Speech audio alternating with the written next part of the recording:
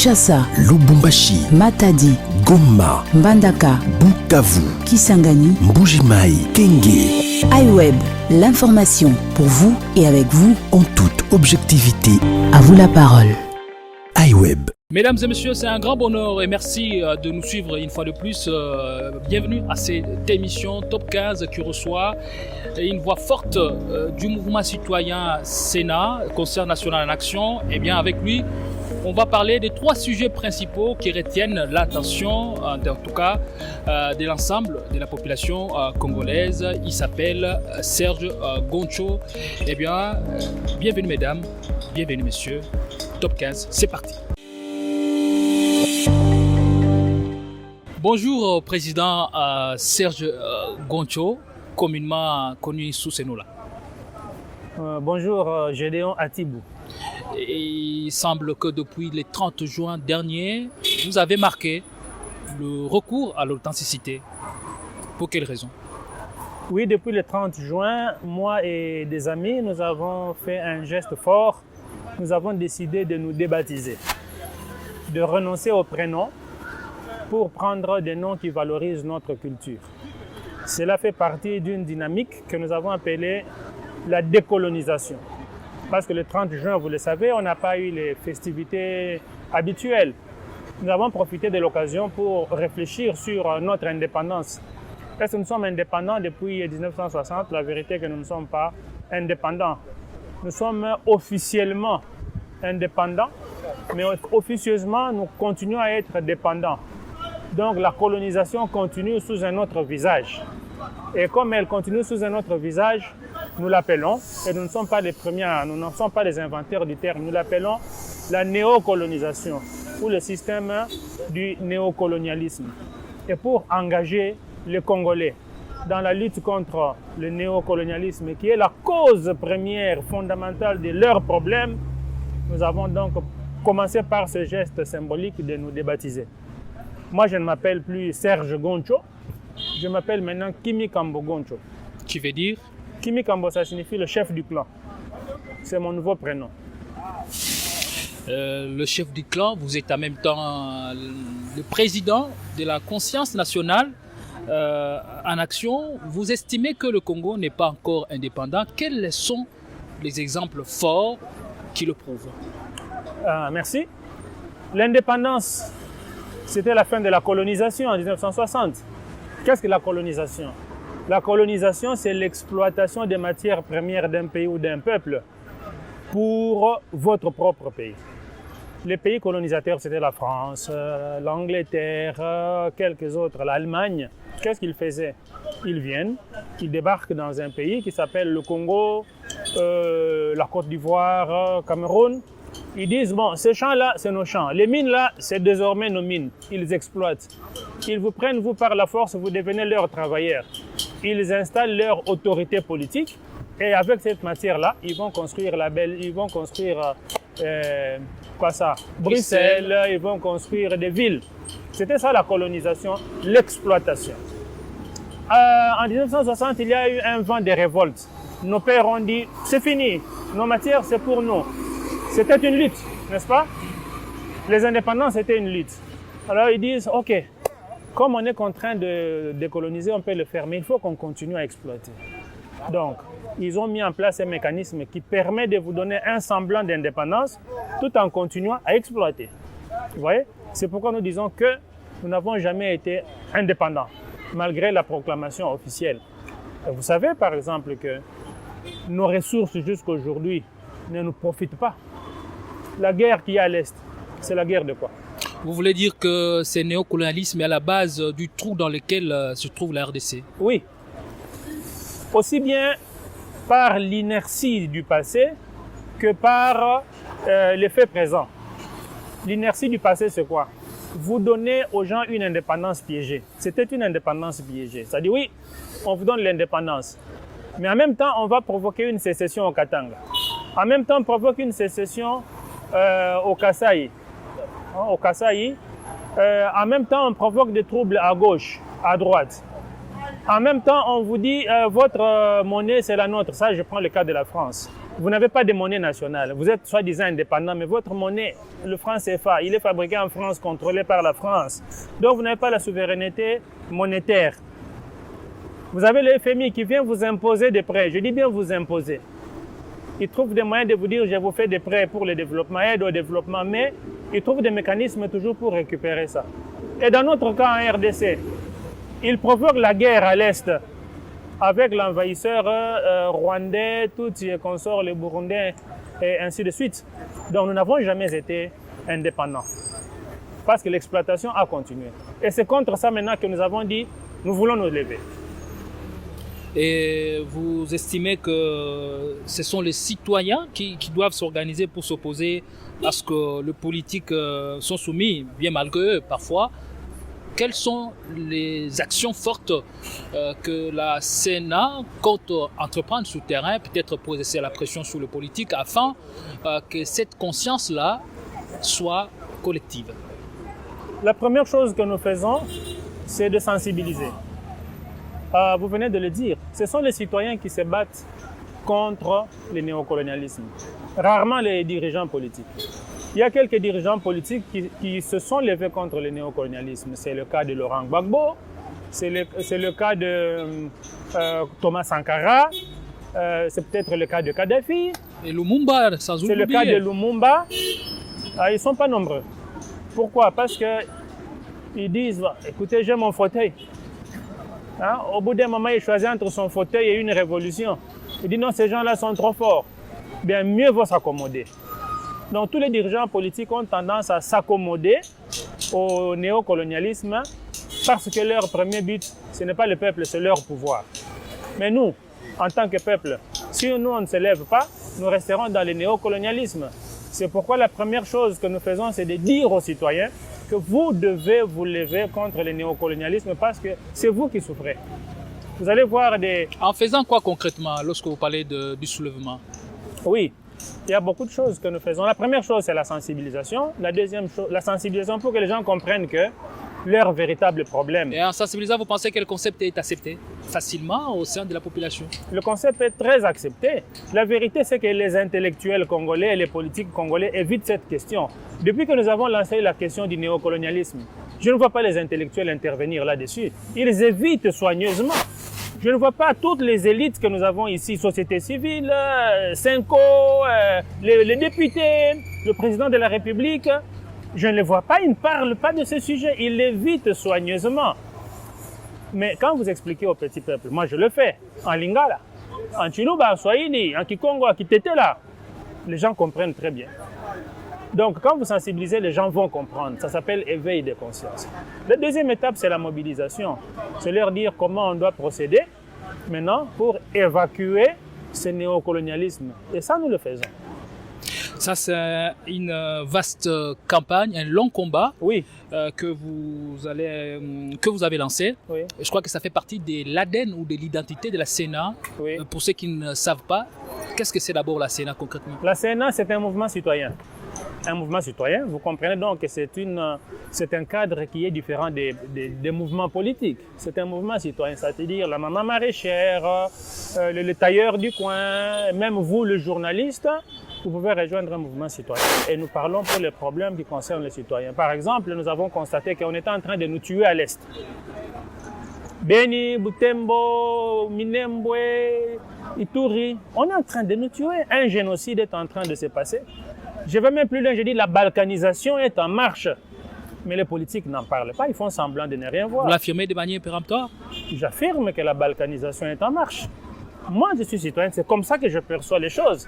Et je parle avec d'autres compatriotes qui sont à l'Est. Ils disent, en tout cas, la balkanisation est en marche. Bien sûr, vous pouvez dire que nous nous trompons, mais nous avons crainte. Cette crainte-là, et le fait sur le terrain nous montre que la balkanisation est en marche. Quitte à vous de nous démontrer que nous nous trompons. Mais jusque-là, personne ne nous a démontré le contraire.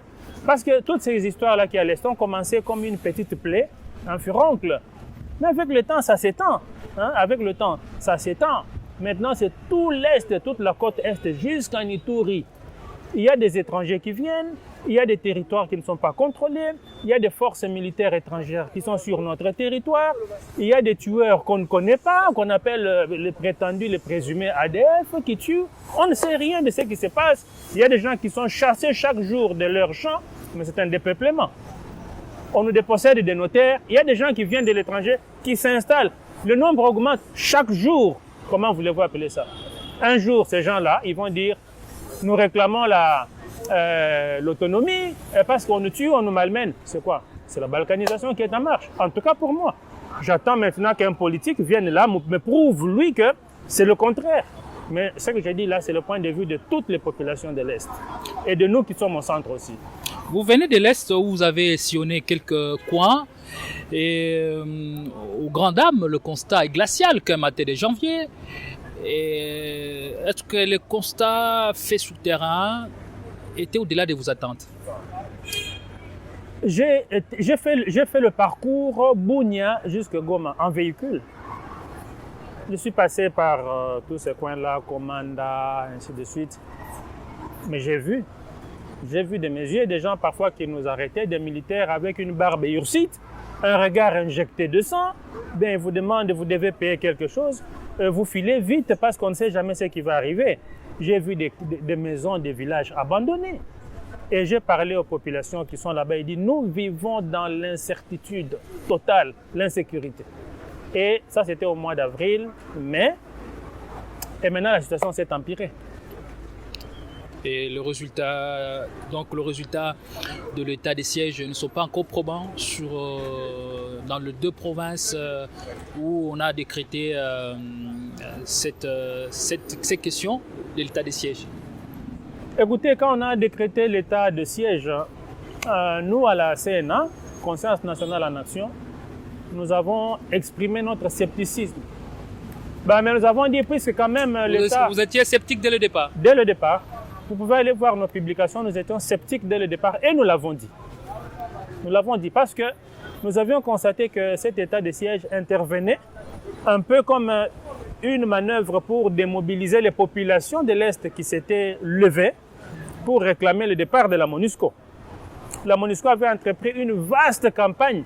Elle est partie partout, un grand lobby auprès du chef de l'État, auprès des politiciens, auprès des organisations de la société civile pour nous expliquer qu'elle nous aidait.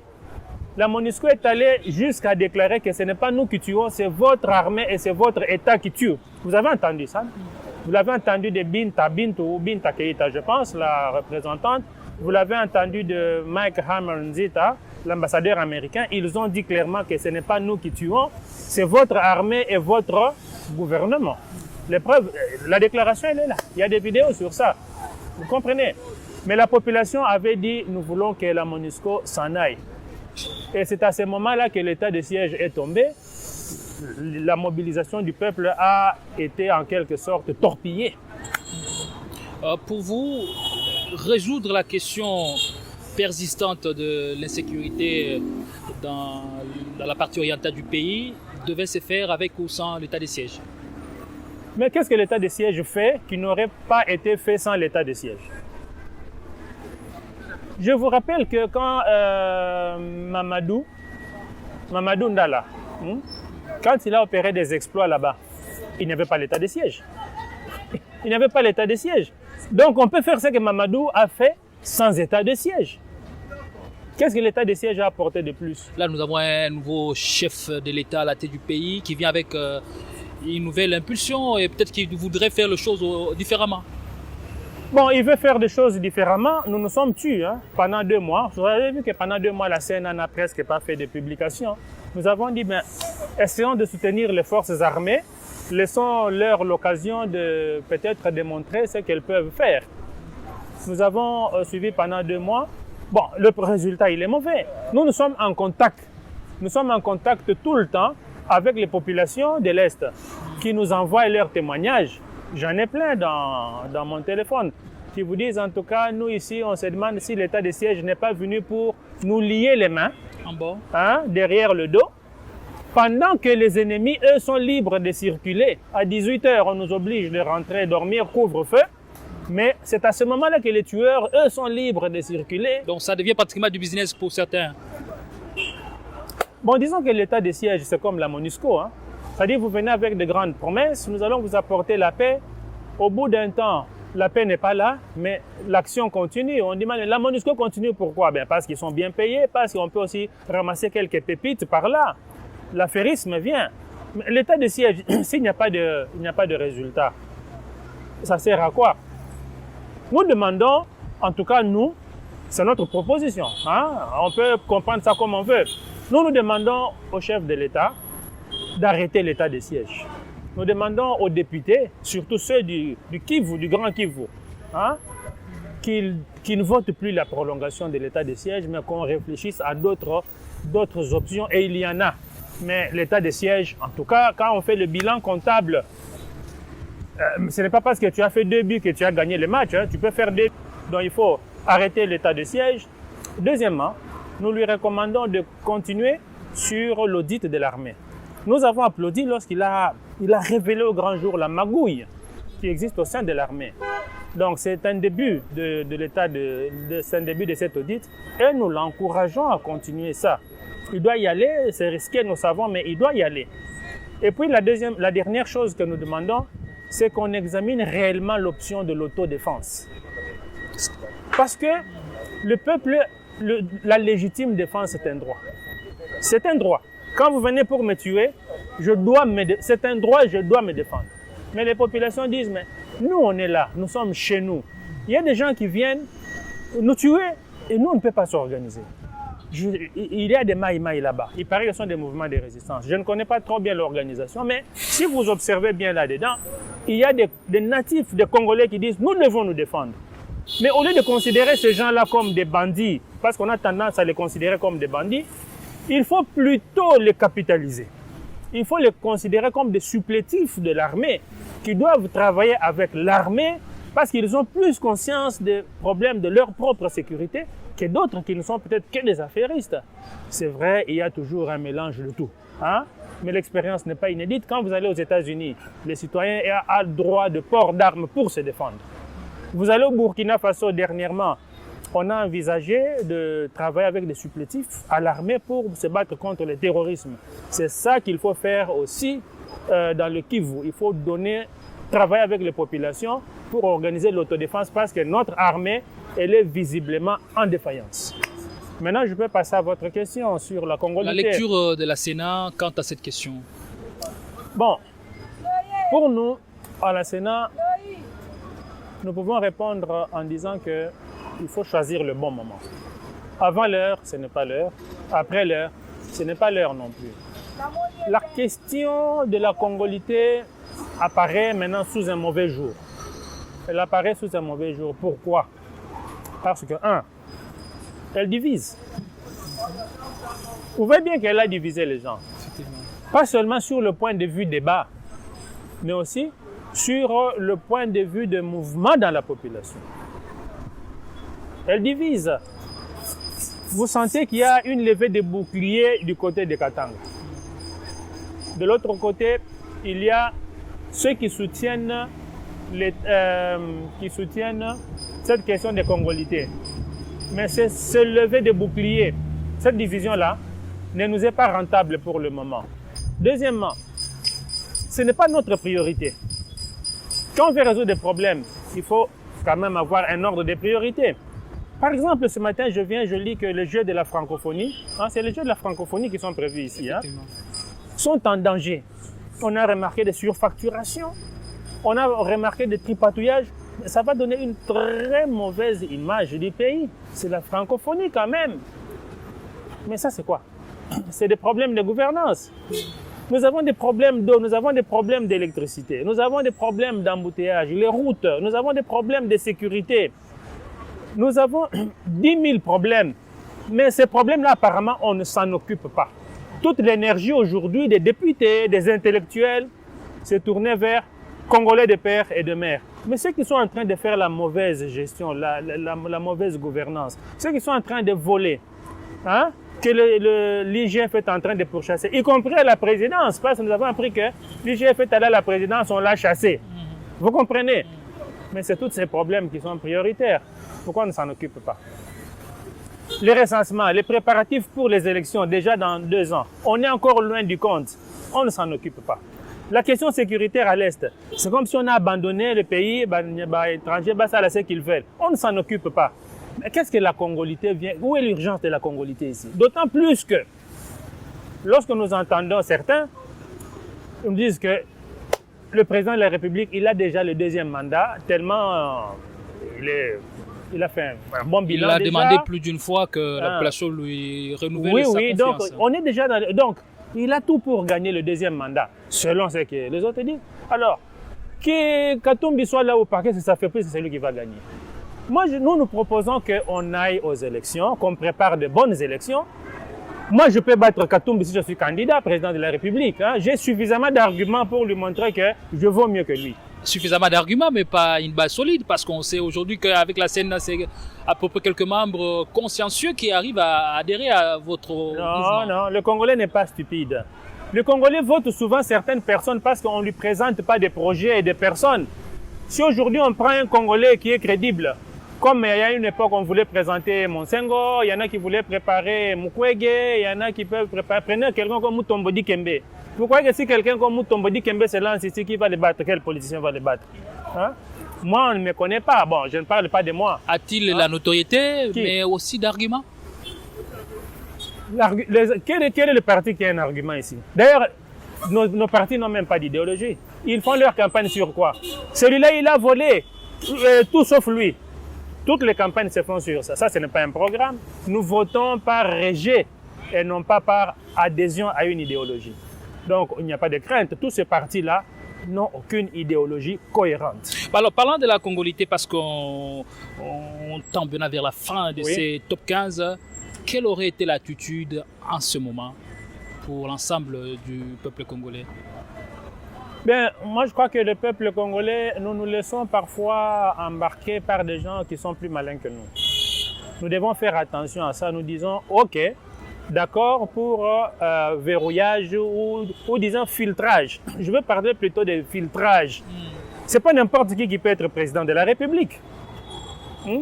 Et ce n'est pas n'importe qui peut entrer à la présidence de la République.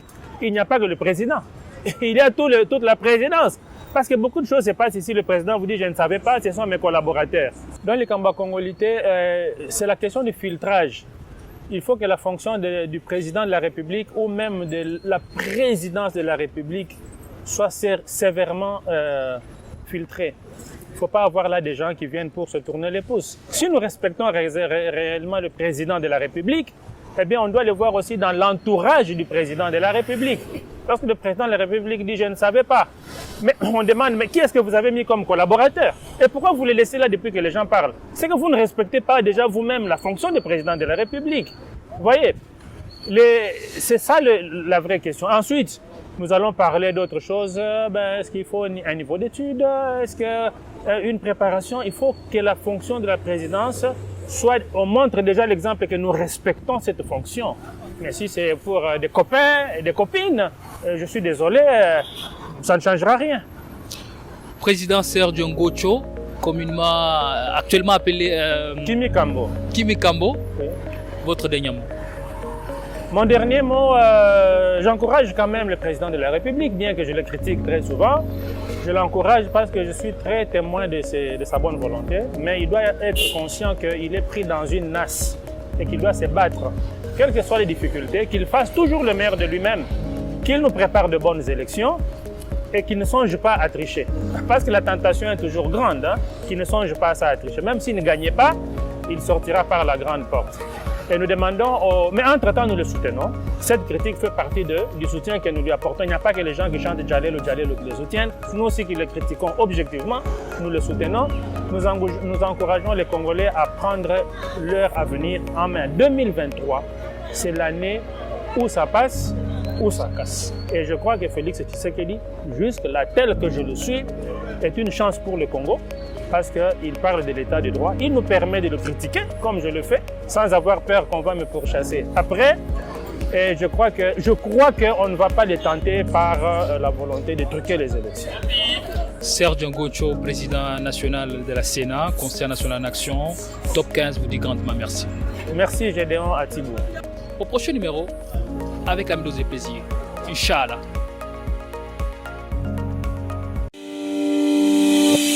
Merci pour votre aimable attention.